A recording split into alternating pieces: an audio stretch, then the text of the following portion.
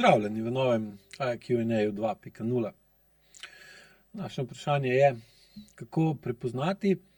ali gre pri človeku za deloholizem in kako ukrepati, kadar je neprestano preveč zaposlen. Velika količina dela samo po sebi seveda ne pomeni deloholizem, ker je lahko nekdo začasno zelo zaposlen zaradi različnih razlogov. Projekt, finančne razmere, lahko ima zahtevno življenjsko obdobje, lahko ima vse to skupaj naenkrat in se potem zaradi kronične ali pa zelo dolge obremenitve, ki ga sili, da dvigne pripravljenost svojega avtonomnega živčnega sistema in s tem povezano dvigne napetost mišic, poveča togost telesa, zoža pogled, spremeni dihanje, spremeni držo, spremeni hojo, spremeni način govorjenja, spremeni način, kako se odziva na dodatne vplive, dražljaje iz okolja, ker je seveda logično in povsem razumljivo bolj razdražljiv,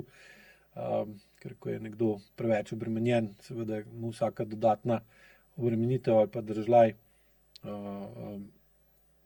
pride do močnega čustvenega odziva, ker je še posebej problem pri tistih ljudeh, ki na zunaj delujejo mirno, ki dobro prenašajo, rečemo temu, stres, noč so pa napeti, ker je seveda povsem logično, ker ne moreš dobro prenašati zunanjega pritiska, če ne dvigneš notranjega pritiska, čisto pač principi izenačenosti tlakov pa osmoze so tukaj neizprosni. In seveda nekdo, rečemo tem, potem naleti na mino, da pride mimo, nekaj reče, lahko neko nedolžno opazko pove ali pa se vede na način, ki je njemu normalen, temu pa, ki je v visoki napetosti zaradi previsoke dolgotrajne obremenjenosti, je pa lahko to sprožilec, ki sproži eksplozijo čustev, vedenja in podobnih stvari. Ampak bistveno je med deloholizmom ali nedeloholizmom je, ali zna oseba, ko se delo zaključi, ker prej slej se, ker delamo zato, da nekaj uredimo, nekaj izboljšamo, nek problem rešimo in ga odpravimo, zna se ustaviti, zna zmanjšati napetost in zna obnoviti energijo. Tako da pri tem, ali je nekdo deloholik ali ne, je bolj pomembno se vprašati ali pa vprašati sebe ali pa vprašati sebe o nekom drugem ali pa vprašati njega, če ste v taki poziciji, kaj se zgodi z mano, ko nimam dela, ali pa ali moje telo sploh prepozna, da je dela konec, ko delo opravim. To sta dva, saj z vidika AIQ-ja, najbolj pomembna vprašanja, ki določata, ali je nekdo, bi lahko rekli temu, odvisen od dela ali ne. Ker delo samo po sebi je, ali pa ne bi bilo zdrava sprememba energije v določen vpliv. Nekaj ustvarimo, nekaj uredimo, nekaj popravimo, zaščitimo, premaknemo in če je razmerje med vloženo energijo in učinkom primerno, potem je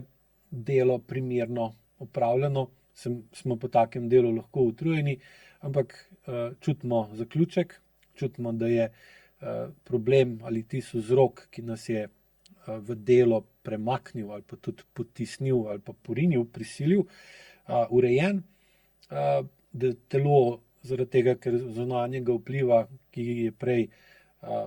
dvigoval pritisk na telo in s tem pritisk v telesu ni več, in da gre telo v zaključek dela in da se delo ne zaključi samo v glavi, na zavestni ravni, ampak da se zaključi tudi na telesni ravni. In tukaj je predvsem pomembno, ali imamo dovolj časa, da lahko počakamo, da se delo zaključi tudi v telesu, ne samo v zavesti. Ker zavest, ki lahko zelo hitro preklaplja, predvsem zato, ker ima zelo majhno maso v primerjavi s telesom, neznatno, ima seveda zaradi tega tudi manjšo vztrajnost. In ker ima manjšo vztrajnost, lahko hitreje spreminja stanja kot telo.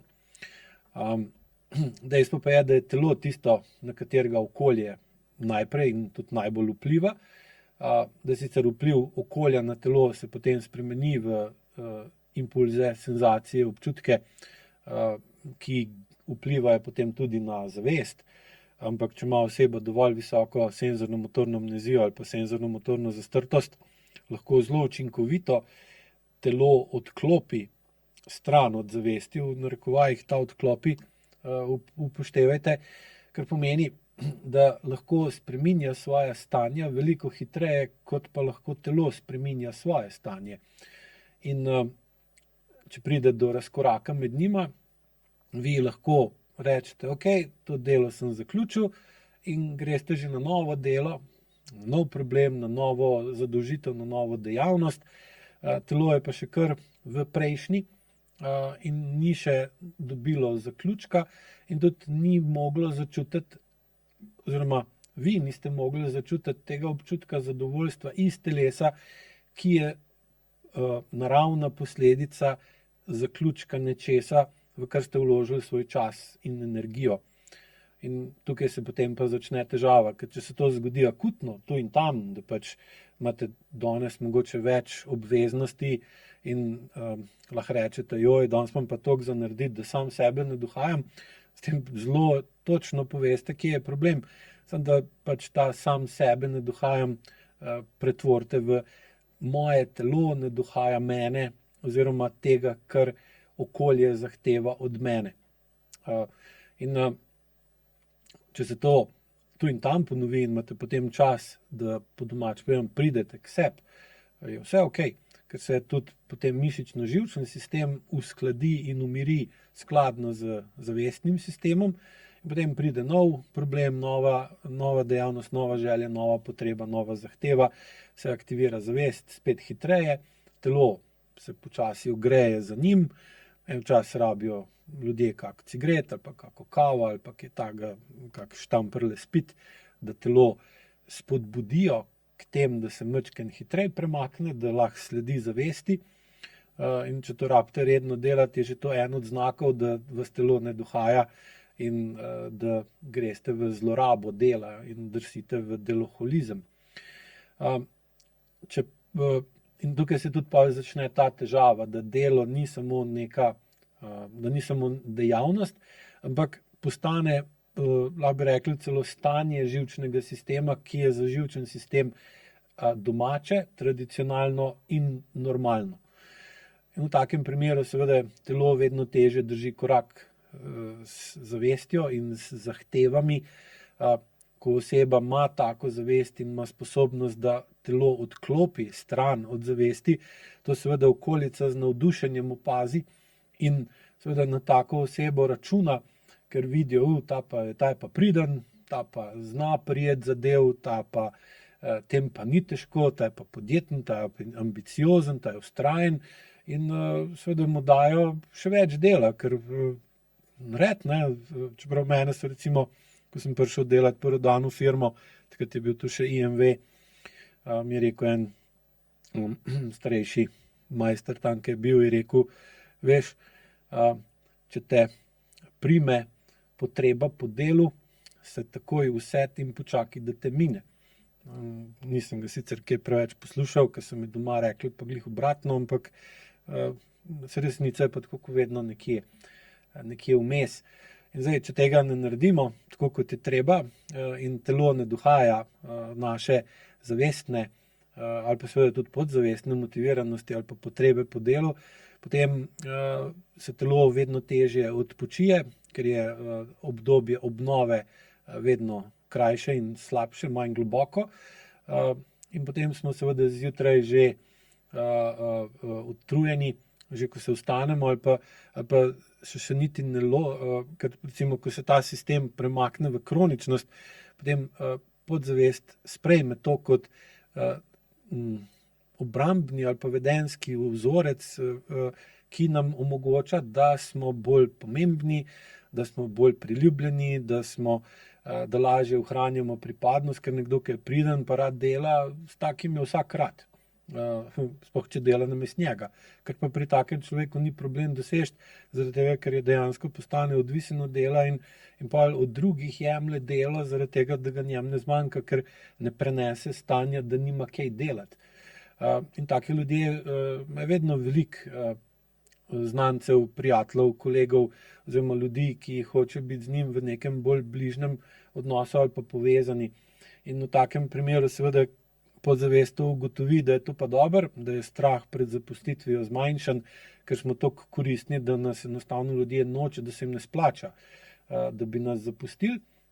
Ampak kaj se pa zgodi, je, da ko se zjutraj taka oseba vstane, telo je že v akciji, ko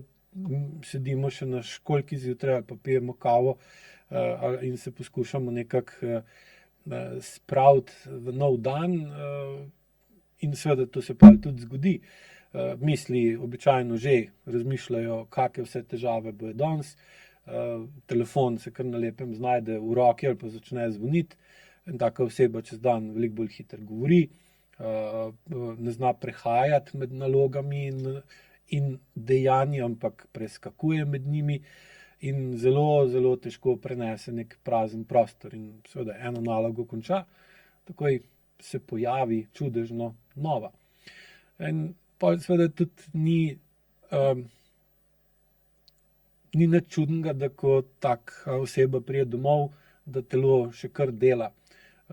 Jezik je še vedno za zobmi, čeljust je še vedno trda od sestanka, na ramenih je še kar odgovornost, čeprav ležimo na sedežni pa gledamo neko brezvezno nadaljevanko, ki se nam ne da več nič razmišljati. V glavi je poln nekih odprtih zank, poskušamo priti k sebi, zato da bomo lahko spet delovno, učinkovito in operativno storilni. Se pravi, dejansko je oseba doma, njegov živčni sistem pa še vedno dela. In potem ga seveda tako osebo hitro zmotijo otrokova počasnost, partnerjeva vprašanja, potreba po bližini, ker logično je, ko delaš, imaš rad mir, pa imaš rad prostor, da te nekdo ne moti, in če se ti nekdo mota tam pod nogam, seveda te to vzburi ali razburi, ker ti ne dajo mira. In seveda potem bližnji lahko dobijo občutek, da so nepomembni, dejansko pa ne morejo biti pomembni zaradi tega, ker je telo še zmeraj v tistem delu, ki je pač za celoten sistem in s tem tudi za podzavest bolj pomemben. Tako da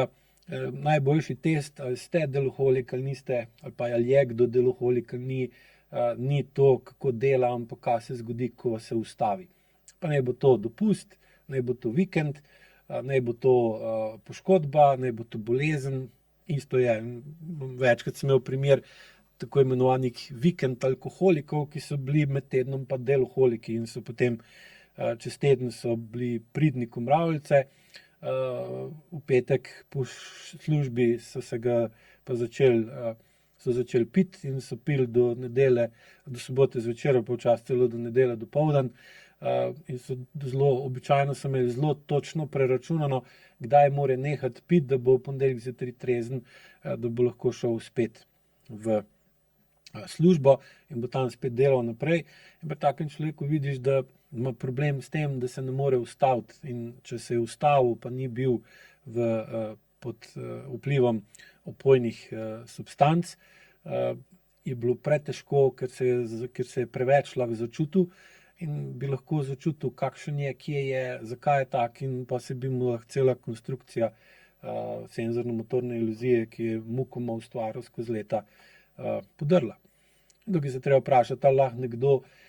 počiva, brez da se počuti krivega, ali lahko nekje sedi, brez da ima v roki telefon, gleda maile pa sprejema nove naloge, ali lahko delo prepusti nekom drugem, brez da pol konstantno preverja, ali ta dela, oziroma ima pol še več dela, kot če bi sam naredil. Lahko nek uspeh ali pa neko delo uspešno zaključi, pa pol da nekaj časa mir, brez da takoj naredi nov cilj.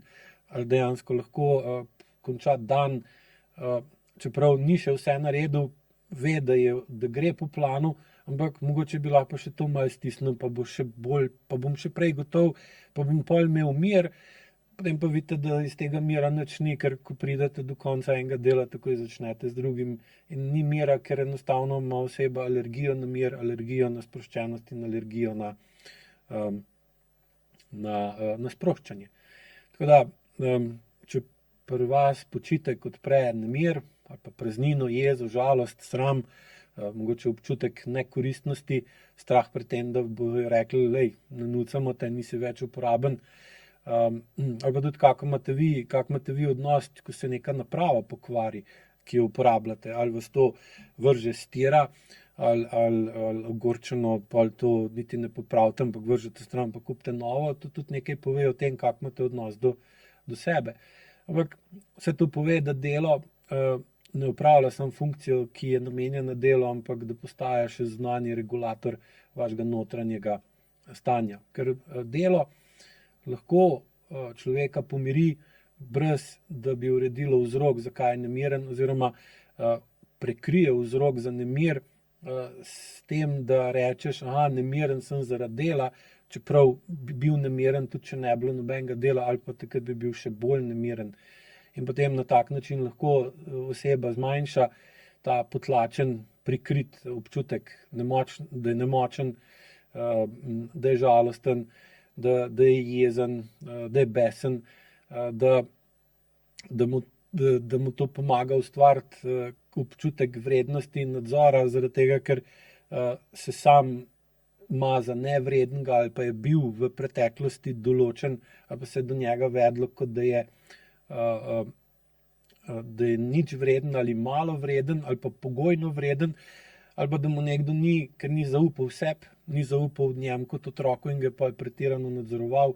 in njegovo podzavest brez močnega kroničnega nadzora ne more normalno funkcionirati, ker to ni domače. In potem taka oseba lahko pogosto zelo veliko dela, ker mora pri delu biti pod visokim nadzorom, kaj dela.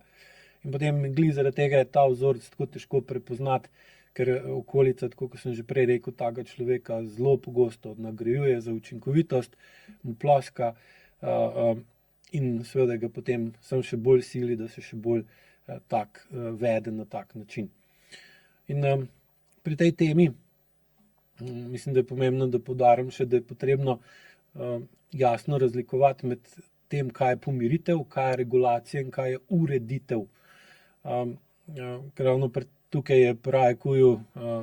največ pomaga AIQ glih s tem, da skozi zmanjševanje SMA pa SMZ pa višanje telesne in čustvene zrelosti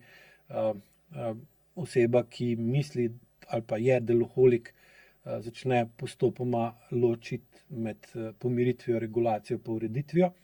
Ker pomiritev pomeni, da se nekaj neprijetnega začasno ali pa za nekaj časa zmanjša. Regulacija pomeni, da se aktivacija živčnega sistema ali pa živčno-mišičnega sistema zmanjša dovolj, da lahko ta oseba vsaj začasno bolj jasno zazna in razmišlja, kako sem in kaj delam, in potem lahko opazi, da ima mogoče težavo s tem, kakšen ima odnos do dela. Ureditev, ker je pa cilj AIQ-ja, pa pomeni, da se nekaj spremeni v vzroku, v odnosu, v meji, v odgovornosti, v ritmu in seveda v načinu dela. In delo je izjemno v tem, da lahko zelo učinkovito pomiri, ne pa tudi regulira ali uredi. Ker če hočete pa nadomestiti funkcijo dela kot pomirjevala, je potrebno pa skozi AIQ zmanjševati SMA pa SMZ, sprav senzorno-motorno amnezijo pa senzorno-motorno zastrtost, za tiste, ki niste toliko domači v AIQ terminologiji, in posledično postopoma dvigovati telesno in čustveno zrelost, kar vam povečuje sposobnost, da se regulirate in potem bolj, ko se znate regulirati, bolj lahko urejate problem, ki je kroničen, v problem, ki ni več tako kroničen in ga postopoma tudi lahko odpravite. Ker če uporabljate pa delo kot pomiritev, imate pa problem ta, da kratkoročno na tak način vam delo prinese olajšanje, dolgoročno pa vedno težje razvijate ali pa uporabljate kakšno drugo pot za urejanje vaše napetosti kot delo. In potem se padete v pozitivno povratno zanko. Povišan notranji pritisk, ker je danes najmanjši problem dvigniti notranji pritisk, ker smo skozi pod pritiskom z vseh strani, sproži povečano potrebo po delu,